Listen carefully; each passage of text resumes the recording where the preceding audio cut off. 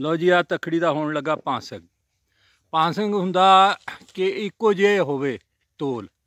हो गया जी। हुण रखो ये जी किलो का बट्टा।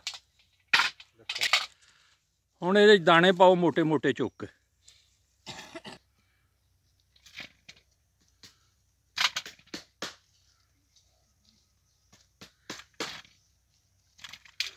चलो जी देखो हुण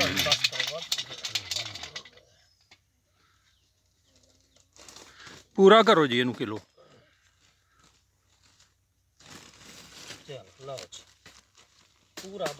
लो जी ये हो गया बराबर।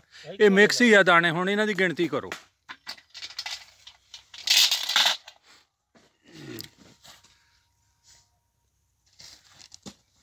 दो, दो चार, दो छः, दो आठ, दो 10, दो 12, दो 14, दो 16, दो 18, दो 20, दो 22, दो 24 दूना 48 दाने।